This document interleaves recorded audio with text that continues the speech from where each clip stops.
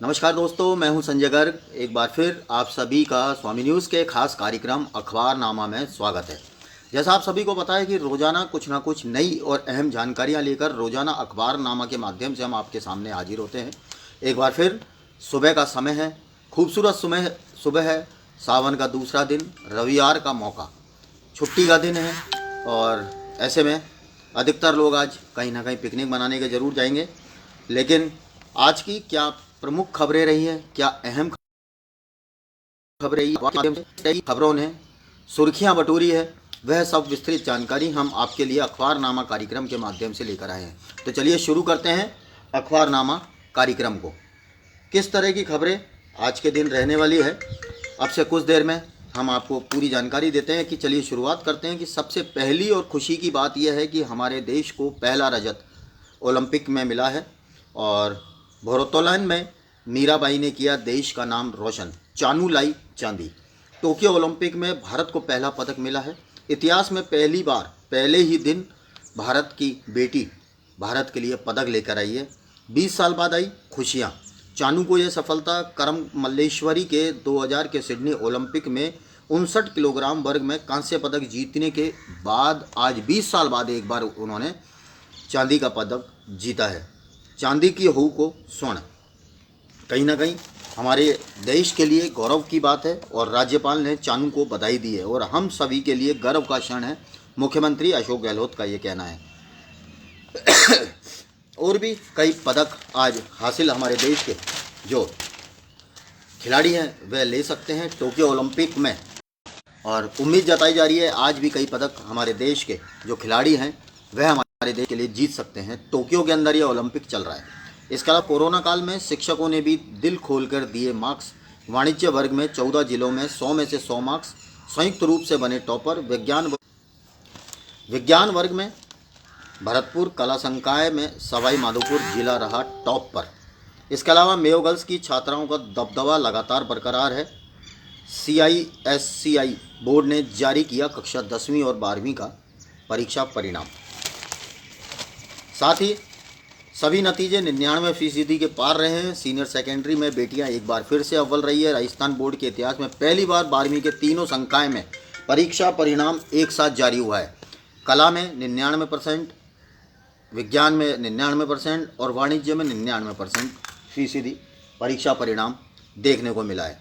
और कल शिक्षा मंत्री गोविंद सिंह डोटासरा अजमेर आए थे और उन्होंने अजमेर आकर यह घोषणा उन्होंने की है।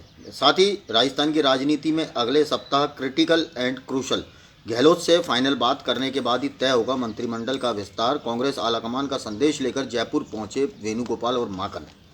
पायलट कैंप के विधायकों के नाम फाइल में है और संभवतः जानकारी जताई जा रही है कि शायद सचिन पायलट को भी और उनके 4 मंत्रियों को भी कुछ पद दिया जा सकता है, विधायकों को मंत्री बनाया जा सकता है।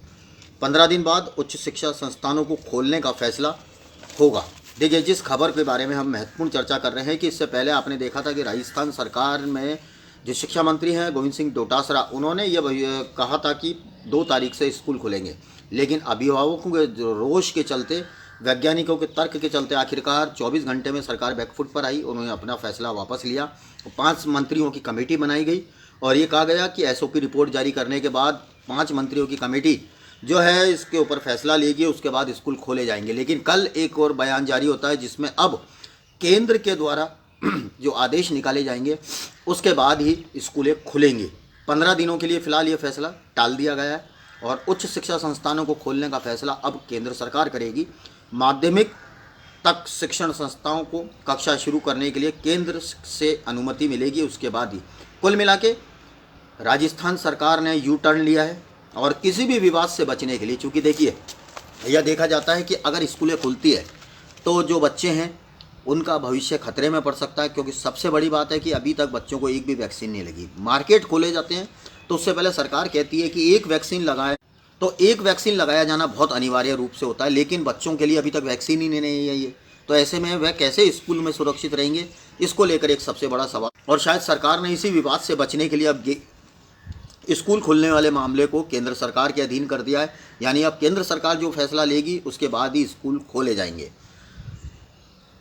दूसरी बात, राजस्थान को मिली 2,40,000 डोज, 1,24,000 कोविडशील्ड और 1,17,000 कोवैक्सीन। कोई मौत नहीं होने से राहत, 24 जिलों में एक भी नया रोगी नहीं मिला है। एक बार फिर काफ़ी दिनों बाद वैक्सीनेशन का दौर शुरू होने जा रहा है और 2,40,000 डोज की बड़ी खेप राजस्थान को मिल चुकी है और संभवतः सोमवार, रविवार और सोमवार को वैक्सीनेशन कुछ चुनिंदा केंद्रों पर हो सकता है। हालांकि आज का दिन शायद अजमेर में वैक्सीनेशन नहीं हो, लेकिन कल से एक बार फिर वैक्सीनेशन शुरू होगा। लद्दाख मोर्चे पर आतंकवाद विरोधी इकाई तैनात की गई है। चीन से मुकाबले के लिए भारत ने कड़ा कदम उठाया है, क्योंकि जैसा देखा जा रहा है कि चीन लगातार, पहले जैसे पाकिस्तान हमारे देश पर नज़र गड़ाया हुआ था, अब चीन भी लगातार अपनी नापाक मंसूबों को भारत के प्रति काम में ले रहा है, लेकिन भारत की जांबाज सेना उसका मुंह तोड़ जवाब दे रही है। बिना मेरिट लिस्ट जारी किए कक्षा 10वीं और 12वीं के परीक्षा परिणाम, 10वीं में 99.98% तो 12वीं में 99.76% रहा परीक्षा परिणाम। 4 प्रदेशों के खनन ब्लॉक नीलामी प्रक्रिया का अध्ययन होगा। प्रदेश को मिले 17 IAS और 5 IPS अधिकारी। आज से 3 दिन तक प्रदेश में तेज बरसात की संभावना। हालांकि बरसात कहीं दूर दूर तक नजर नहीं आ रही। मौसम विभाग जब जब भविष्यवाणी करता है तब तक शायद बरसात नहीं आ रही है। आशाराम की एक झलक पाने के लिए बेकाबू भीड़, पुलिस को लाठीचार्ज भी रहा बेअसर। महिलाएं गिर गई लेकिन हटी नहीं।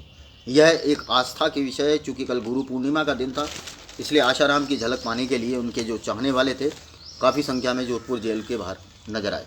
फूड कोर्ट पहुंचे खाने वाले के शौकीन, चटपटे व्यंजनों का लिया जायजा। हालांकि विधिवत शुभारंभ अभी तक नहीं किया गया है और वैशाली नगर के अंदर ये फूड कोर्ट बनाया गया है। वहाँ पर 15 दुकानें बनाई गई है। 15 दुकानों पर 15 लजीज व्यंजन एक पर्यटन की दृष्टि से वहाँ पर बनाया गया है स्मार्ट सिटी प्रोजेक्ट के तहत। हालांकि अभी शुभारंभ नहीं हुआ है, लेकिन उसके बावजूद जो खाने के शौकीन हैं वह कल पहुँच गए थे और दुकानें फ़िलहाल शुरू हो चुकी है। इसके अलावा RTO एजेंट का शव लावारिस हालत में मिला है। दौराई रेलवे स्टेशन में पड़ा था। 1 सप्ताह से घर से लापता था। फिलहाल पुलिस मामले की जांच कर रही है और लोगों के बैंक खाते से ऑनलाइन राशि उड़ाने वाले आरोपियों को गिरफ्तार किया। 2 साल से फरार थे आरोपी, अदालत ने जेल भेजा। पूर्व साथी भी गिरफ्तार।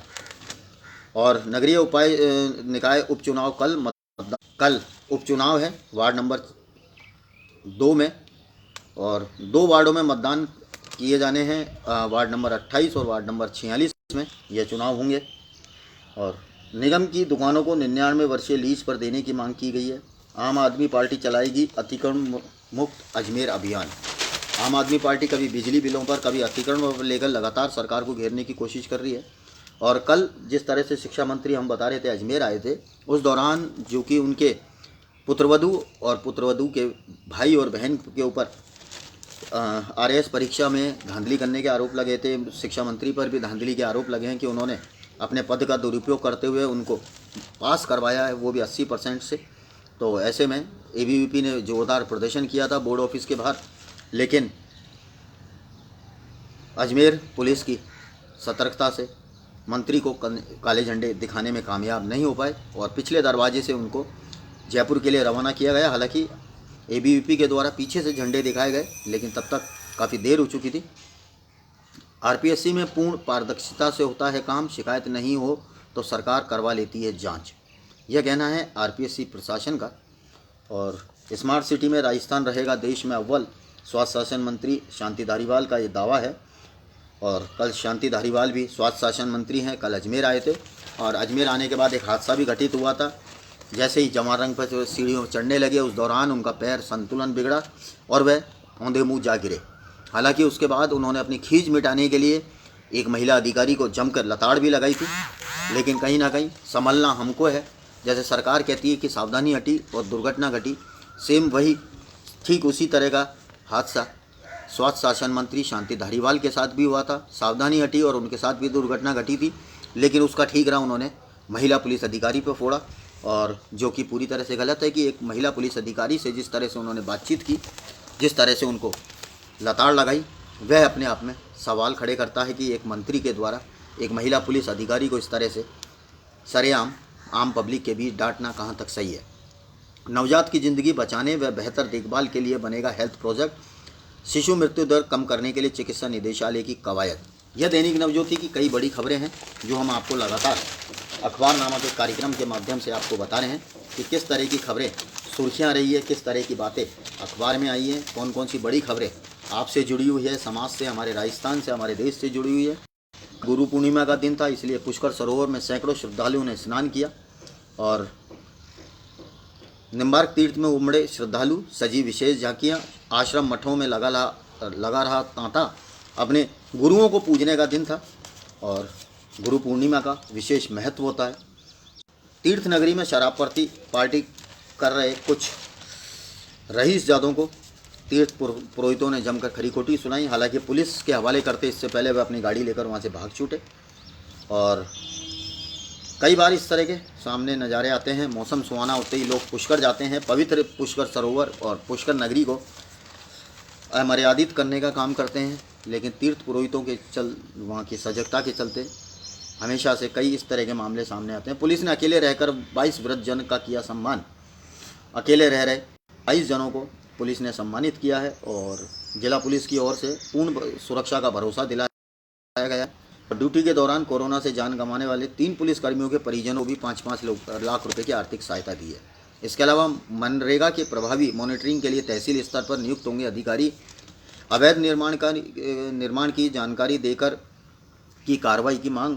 आज बिजली बंद रहने वाली है 8:30 से 12:30 बजे तक। पर्वतपुरा बाईपास, पॉलिटेक्निक कॉलेज, महिला पॉलिटेक्निक, आदर्श नगर, पुलिस थाना बड़गांव, सेंद्रिया, पालड़ा, पोलिडा, माखूपुरा, रिको, गेगल कला, टोकरिया, कांवरिया, माखूपुरा, नसीराबाद रोड, नसीराबाद घाटी, क्रैशर एरिया, कुल मिला के नसीराबाद का जितना भी एरिया है वहाँ पर 12:30 बजे तक लाइटें बंद रहने वाली है। साथ ही साथ आज 8:30 से 12 बजे तक बड़गांव, पुराना बड़गांव, आदर्श नगर, पुलिस स्टेशन, बल प्रकाश आश्रम, इंदिरा कॉलोनी, मामा के ढाबे के पीछे का आसपास, आदर्श नगर थाना क्षेत्र जितना भी है नसीराबाद तक, वहाँ तक आज बिजली बंद रहेगी 12 से 12:30 बजे तक। सुबह 8:30 बजे से लेकर परीक्षा दें हंसते हंसते कार्यशाला आज से। विवेकानंद केंद्र की अनूठी पहल, किस तरह से दिमाग के स्ट्रेस को हम कम कर सकते हैं परीक्षा के दौरान और एक अच्छे नंबर लाकर हम देश का भविष्य और अपना भविष्य बना सकते हैं, उसको लेकर एक महत्वपूर्ण कार्यशाला विवेकानंद केंद्र में आयोजित की जानी है।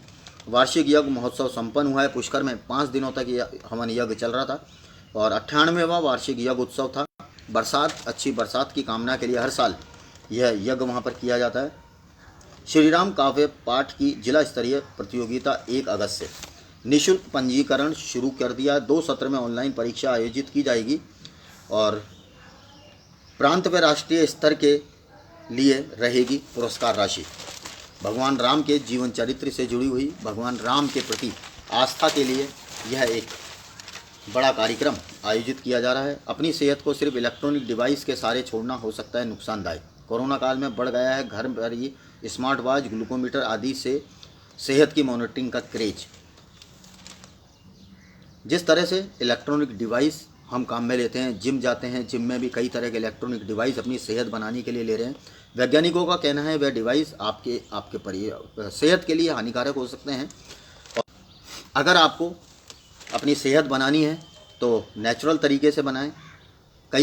जैसे पहले अखाड़े चलते थे, अखाड़े में जिस तरह से कुश्तियाँ होती थी, जिस तरह से आपको सेहत बनाने का काम होता था, वह आपके लिए महत्वपूर्ण है।